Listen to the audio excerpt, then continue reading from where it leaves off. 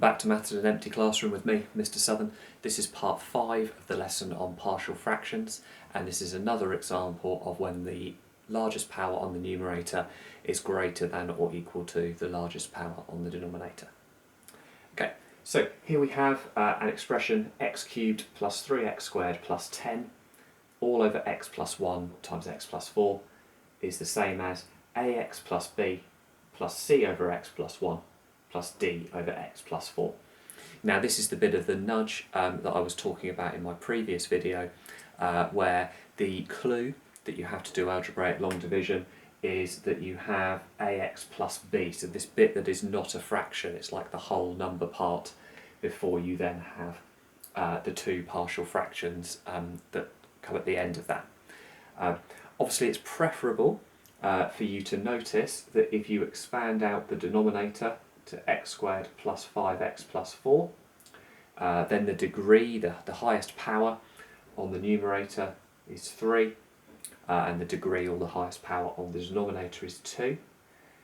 And because the highest power on the numerator is greater than the highest power on the denominator, it means you have to crack out algebraic long division first before you can do the partial fraction bit. So let's start off with that then. So x squared plus 5x plus 4 dividing into, now there's a classic mistake you've got to watch out for here with what you're going to write under your bus stop. Just pause for a moment, pause the video and have a think about what that is and see if you get it. So x cubed plus 3x squared plus 0x plus 10. So there is no x term in the original expression. However, during my process of long division I'm going to generate x terms here, so I need this column for x, otherwise it'll all get skew width, so I write 0x here. And then the algebraic division process is as you would normally see, so x squared into x cubed goes x, so we write that on top, and then multiply back by the divisor, so x cubed plus 5x squared plus 4x. Find the remainder. X cubed take x cubed is nothing. 3x squared take away 5x squared is negative 2x squared. And then 0x take away 4x is negative 4x. And I'm going to bring down the plus 10 as well, because I'm dividing by a 3-term expression. So I would like 3 terms here to divide into. So x squared into minus 2x squared goes negative 2. Negative 2 times by the divisor, so minus 2x squared minus 10x minus 8, which gives me a remainder of 0. Negative 4x subtract negative 10x is positive 6x. And then 10 subtract negative 8 is positive 18. So what that means is that my original expression can be written in the form ax plus b, which is the x minus 2 bit, and I'm just going to partially fraction this bit here to find out the rest of it. Let's just write that properly. So x cubed plus 3x squared plus 10 over x plus 1 x plus 4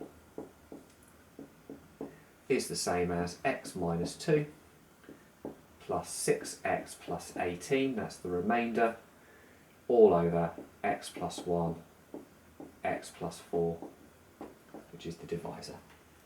So this is like your whole number part, there's your ax plus b, and then this bit here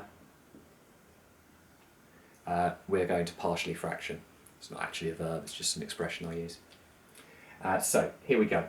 So 6x plus 18 all over x plus 1 times by x plus 4 is exactly the same as c over x plus 1 plus d over x plus 4.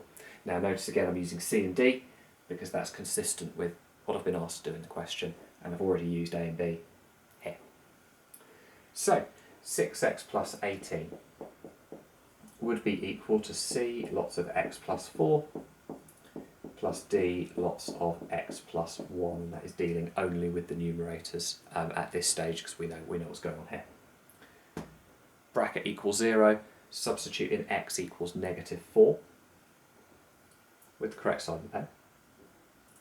So x equals negative 4, you're going to have 6 lots of negative 4 plus 18 is going to equal c lots of 0 plus d lots of negative 3, which means that negative 6 is going to equal negative 3d, well, you spot that sign there, which means that the value of d is positive 2. Okay. We've used x equals negative 4, so now we'll use x equals negative 1. So if x equals negative 1, we have 6 lots of negative 1 plus 18 is going to equal c times by 3 plus d times by 0. Negative 6 plus 18 is positive 12 equals 3c, which means that the value of c is positive 4. And all that's left is to write out my conclusion properly. So I conclude that x cubed plus 3x squared plus 10 over x plus 1 times by x plus 4 is equivalent to, right, ax plus b, that was this bit, x minus 2, plus c over x plus 1, so 4 over x plus 1, plus d over x plus 4, d is 2, 2 over x plus 4. Don't you just love maths?